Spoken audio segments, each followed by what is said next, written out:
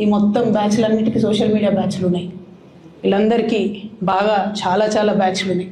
వాళ్ళంతా రేపటి నుంచి ఏమంటారు, నన్ను ఒకళ్ళు బీజేపీ ఆపరేట్ చేస్తుందంటారు, ఒకళ్ళు కాంగ్రెస్ ఆపరేట్ చేస్తుందంటారు, ఒకళ్ళు రేవంత్ రెడ్డి చెప్తే మాట్లాడుతుందంటారు, ఇంకోళ్ళు బండి సంజయ్ చెప్తే మాట్లాడుతుందంటారు. ఖబర్దార్ బిడ్డ, నేను ఎవరు చెప్తే ఆడేటటువంటి తోలుబొమ్మని కాదు.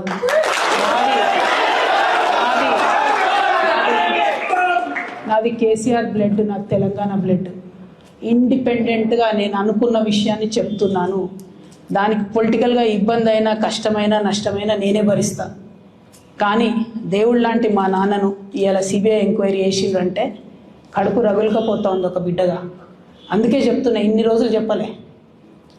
ఆ మధ్యలో పోయినసారి నా కొడుకు గ్రాడ్యుయేట్ అయినప్పుడు వచ్చినప్పుడు నేను మా నాన్నకు రాసుకున్న లెటర్ లీక్ చేస్తే కూడా ఆ 70, 80, 90 రోజుల నాకు నరకం చూపిస్తున్నారు. ప్రతిరోజు సోషల్ మీడియాలో ఇష్టం వచ్చినట్టు రాపిస్తున్నారు.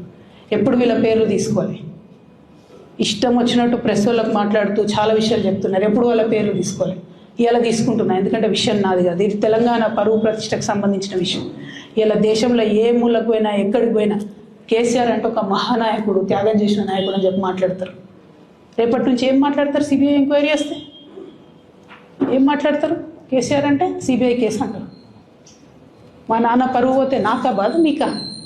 మీకు పైసలు కావాలి కదా, మీకు పేరుతోనేం పని?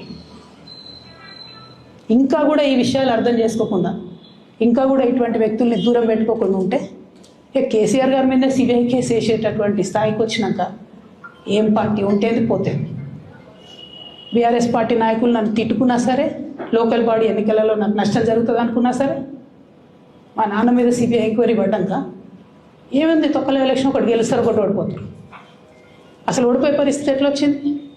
ఇటువంటి దుర్మార్గుల వల్ల కాదు వచ్చింది. ఆలోచన చేసుకోవాలి కదా. అంటే నా దగ్గర పైసలు ఉన్నాయి, టీవీలు ఉన్నాయి, సోషల్ మీడియాలు ఉన్నాయి, ఏటు పడతాడు మాట్లాడతామంటే తోలు తీస్తాం చెప్తున్నా నేను. గీత గీసుకుంటాం బిడ్డ. మీరు ఒక కమెంట్ పెడితే మేము 10 చేస్తాం. ఏది పడితే అది మాట్లాడచ్చు సోషల్ మీడియాలో అనుకుంటూ చూసుకుంటూ ఊరుకుంటున్నా. పెద్ద సార్ దగ్గరకు వచ్చినాక ఇక కాంప్రమైజ్ అయ్యేది ఏం లేదు.